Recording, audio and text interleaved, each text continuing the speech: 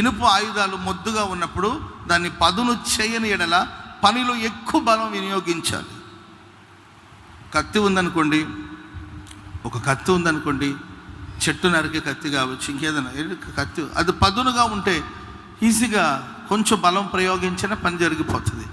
అది మొద్దుగా ఉందనుకోండి, చాలా బలాన్ని ప్రయోగించవలసిన పరిస్థితి వస్తుంది. కాబట్టి కార్యసిద్ధికి జ్ఞానమే ప్రధానం. ఎవరైతే జ్ఞానం పొందుంటారో వాళ్ళకి పెద్ద బలంతో పని లేదండి, కొంచెం బలంతో గొప్ప పనులు చేయించవచ్చు. స్తోత్రం చెప్పండి అందరు గట్టిగా గట్టిగా. హల్లెలూయా, హల్లెలూయా. ఒక రాజుగారు ఉన్నారు, తన దేశాన్ని ఆయన ఎంతో ప్రేమిస్తూ ఉంటాడు. ఆయన దగ్గర కొంతమంది పని వాళ్ళు ఉన్నారు. వాళ్ళు వచ్చి ఒకసారి రాజుగారిని ఇలా అడిగారంట, రాజుగారు ఇదేం న్యాయం అండి, నీ చుట్టూ మంత్రి మండలి అంటారు కదండి, మంత్రి వర్గం, మంత్రి సమూహాలు ఉన్నాయి, వాళ్ళ జీతాలేమో లక్షల్లో ఉన్నాయి, మా జీతాలేమో 12,000 13,000 అట్లా మాకు జీతాలు ఇస్తున్నారు. వాళ్ళ జీతాలేమో ఒక్కొక్కడికి 50,000, ఒక్కొక్కడికి ₹1,00,000. వాళ్ళేమో చెమట పట్టకుండా కూర్చొని పనులు చేసుకుంటున్నారు, మేమైతే ఒళ్ళంతా గుల్లయ్యేటట్లు కష్టపడి పనిచేస్తున్నాము. ఇది మీకు న్యాయమేనా?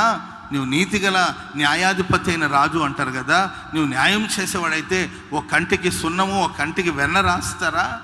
అసలు మేమేమో గుడ్డు చాకరీ చేస్తున్నాం, మా జీతాలేమో తక్కువ, వాళ్ళేమో కూర్చొని ఏదో రాస్తున్నారు, ఏదో నీకు సలహాలు చెప్తున్నారు, వాళ్ళకేమో లక్షలు ఇస్తావా అంటే రాజుగారు నవ్వి, సరేరా నీకు అర్థమయ్యేటట్టు చెప్తానని బయటకు తీసుకొచ్చాడు. బయట తీసుకొస్తే లంత దూరంలో, గోరంట్లంత దూరంలో ఒక ఎడ్ల బండి పోతుంది, ఒక ఎడ్ల బండి పోతుందండి. అప్పుడు ఈయన అన్నాడు, ఆ ఎడ్ల బండి ఎక్కడికి పోతుందో కనుక్కోరమ్మని పంపించాడు. వీడు పరిగెత్తుకుంటూ వెళ్ళి ఆ ఎడ్ల బండిని ఆపి ఎక్కడికి పోతున్నారు అని అడిగారండి. విశాఖపట్నం పోతున్నాము అని వాళ్ళు చెప్పారు. అంటే పరిగెత్తుకుంటూ అయ్యా విశాఖపట్నం పోతున్నారంటే, సరే ఎక్కడి నుండి బయలుదేరి వెళుతున్నారో కనుక్కోరమ్మన్నాడు. మరలా పరిగెత్తుకుంటూ వెళ్ళి ఎక్కడి నుండి మీరు బయలుదేరారు అని అడిగితే, మేము ఏంటండి గుంటూరు నుండి బయలుదేరామని చెప్పారనమాట. అప్పుడు మరలా పరిగెత్తుకుంటూ వచ్చి, అయ్యా గుంటూరు నుండి అంట విశాఖపట్నం పోతున్నారంట అని అంటే, సరే ఆ బండి ఎవరిదో కనుక్కోరాబోయే అన్నాడు. మరలా పరిగెత్తుకుంటూ వెళ్ళి, అసలు ఈ బండి ఎవరిదంటే పలానా సో అండ్ సో పలానా వాళ్ళది అని చెప్పంటే, దాన్ని కనుక్కొని మరలా వచ్చి అది చెప్పాడంట. అప్పుడు సరే ఆ బండిలో ఏముందో చూసిరప్ప అన్నాడట. అప్పుడు మరలా పరిగెత్తుకుంటూ వెళ్ళి దాంట్లో ఏముందంటే, పిల్లల దాంట్లో వడ్ల బస్తా ఉంది, బియ్యం బస్తాలు ఏదో సంథింగ్ ఉన్నట్టుంది. పరిగెత్తుకుంటూ వచ్చాయా బియ్యం బస్తాలు ఏదో ఉన్నట్టుంది అంటే, ఎన్ని బస్తాలు ఉన్నాయి కనుక్కోరమ్మన్నాడు. మరలా పరిగెత్తుకుంటూ వెళ్ళి ఎన్ని బస్తాలు అంటే 100 బస్తాలు ఉన్నాయంట. 100 బస్తాలు ఉన్నాయని మరలా తిరిగి వచ్చాడండి. ఏంటండి ఇట్లా ఒక్కొక్క దానికి వెళ్ళి పరిగెత్తి వచ్చి చెప్తున్నాడండి. చివరికి ప్రియులారా, నీవు ఇక్కడ ఉండవని చెప్పేసి ఆయన పిలిచాడు, మంత్రిని పిలిచి అదో ఆ ఎడ్ల బండి పోతుంది, దాని సంగతి నేను చూసిరా పొమ్మన్నాడండి. అప్పుడు ఆయన వెళ్ళి తిరిగి వచ్చాడు. అప్పుడు అడిగాడు, చెప్పు అని మంత్రిని అడుగుతున్నాడు. ఏంటది అంటే, ఎడ్ల బండి అయ్యా, 2 ఎడ్లు ఉన్నాయి ఆ బండికి, ఒకడు బండిని నడిపిస్తున్నాడు, అది గుంటూరులో స్టార్ట్ అయ్యి విశాఖపట్నం బయలుదేరుతుంది, అది పలానవాడి బండి, దాంట్లో వడ్లు ఏంటంటే బియ్యం బస్తాలు ఉన్నాయి, 100 బస్తాలు ఉన్నాయి, ఏంటండి పలానా వ్యక్తిది అని అంతా క్లియర్గా చెప్పాడండి. అప్పుడు ఆ పనివాడితో చూసన్నాడంట, చూసావా నీకు ఆయనకున్న వ్యత్యాసం అది, నీ ఒక విషయాన్ని కనుక్కొని ఒక్కొక్క దానికి ఒక్కసారి పరిగెత్తుకెళ్ళి విషయాన్ని కనుక్కొని వచ్చావు. నేను జస్ట్ ఆ ఎడ్ల బండి సంగతి ఏంటో కనుక్కోమని ఈ జ్ఞానికి చెప్పాను. ఈ జ్ఞాని వెళ్ళి నీవు ఇన్నిసార్లు పరిగెత్తి వెళ్ళి తెలుసుకొచ్చావు కదా, దాన్ని ఒకేసారి తెలుసుకుని వచ్చాడు. శ్రమకు జ్ఞానానికి ఉన్న వ్యత్యాసం అదే అని చెప్పాడంట. చప్పట్లు కొడదాం అందరు గట్టిగా.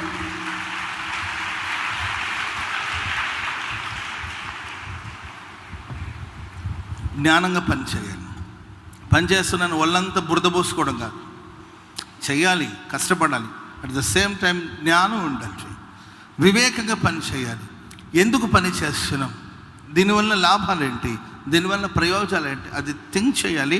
ఆ జ్ఞానంలో మనం వర్ధిల్లాలి. మొహం తేజస్సుగా ఉండాలంటే టమాటో పండేసి రుద్దడం కాదు, అర్థమైందండి?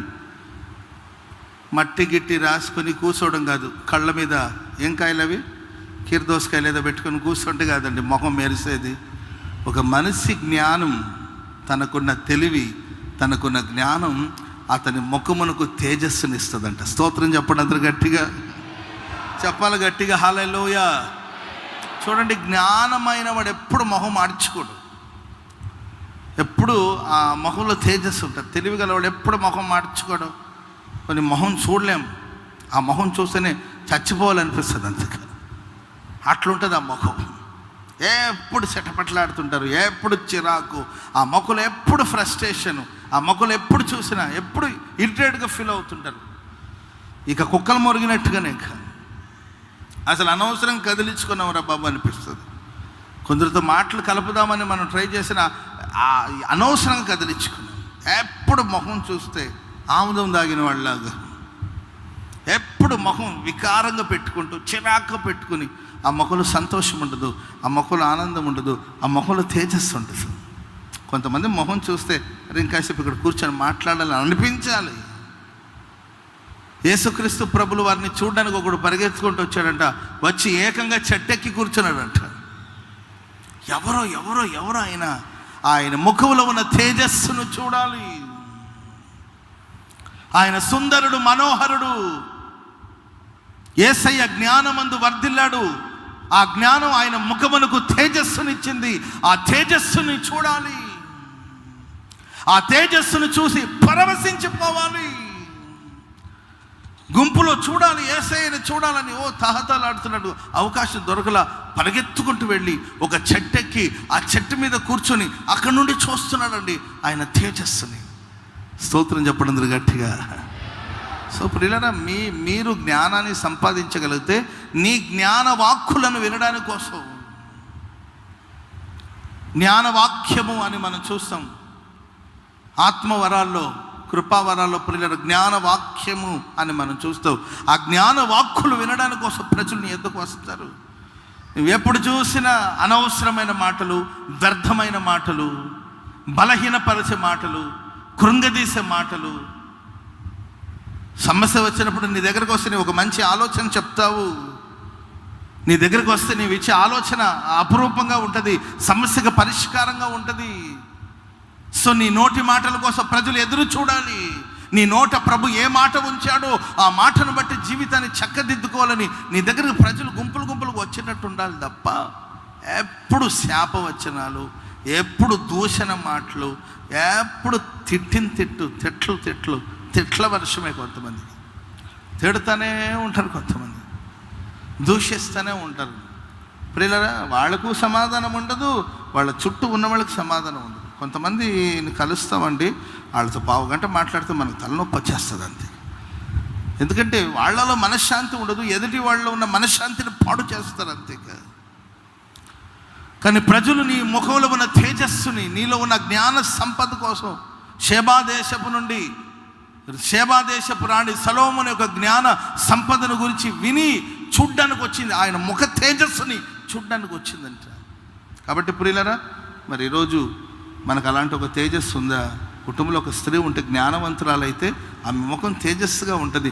భర్త స్ట్రెస్ ఫీల్ అయ్యి ఇబ్బందులతో ఇంటికి రాగానే ఆమెను చూసేసరికి ఆయన ఇబ్బందులు, ఆయన పోరాటాలను తొలగిపోవాలి. చిరునవ్వుతో పలకరించినట్టు ఉండాలి. Praise the lord. అలా కాకుండా ఏంటండి, నిప్పులో ఉప్పేసినట్టు, నిప్పులో మిరపకాయలు వేసినట్టు ఎప్పుడు చిరాకు పడుతుంది. ఎప్పుడు బయటికి వెళ్దాంరా బాబు అన్నట్టుంటుంది ఆయన. మరలా ఈమె వచ్చేసి అసలు అన్న ఇంటికే రావట్లేదు, ప్రార్థన చేయండి అన్న అంటుంటుంది. అసలు ఇంటికే రావట్లేదు, ఇంటి పట్టణం ఉండడన్నా, ఎప్పుడు బజార్లో తిరుగుతుంటాడు, ప్రార్థన చేయండి అన్న అంటుంటుంది. నేను ప్రార్థన చేసాక తర్వాత తల్లి, ముందు జ్ఞానం తెచ్చుకో, వివేకాన్ని తెచ్చుకో, జ్ఞానమందు వర్ధిల్లు. అప్పుడు నీ ముఖ తేజస్సు, నీ ముఖంలో తేజస్సు అభివృద్ధి చెందుతుంది, తేజస్సు కలుగుతుంది. అప్పుడు నీ ముఖ దర్శనం కోసం నీ యజమానుడు ఇంటికి వస్తాడు. స్తోత్రం చెప్పండి అందరు గట్టిగా హల్లెలూయా. పిల్లల తల్లిదండ్రులని చూడాలని కోరుకుంటారు. రెడీ, పిల్లల ముఖం చూడాలని తల్లిదండ్రులు కోరుకుంటారు. సో కాబట్టి యేసయ్యని చూడడానికి కోసం చెట్టెక్కి కూర్చున్నాడు జక్కై. కారణం ఆయన తేజస్సును చూడడానికి కోసం. పరిశుద్ధ గ్రంథంలో యేసుక్రీస్తు వారు పొందిన జ్ఞానములో వర్ధిల్లాడు అని రాయబడింది కదండి. యేసయ్య జ్ఞానాన్ని గురించి, యేసయ్య జ్ఞానాన్ని ఎవరూ వర్ణించలేరు, ఎవరు వివరించలేరండి. ఎవరి వివరణకు వర్ణనకు అందనిది యేసుక్రీస్తు వారి యొక్క జ్ఞానం. స్తోత్రం చెప్పండి అందరూ గట్టిగా.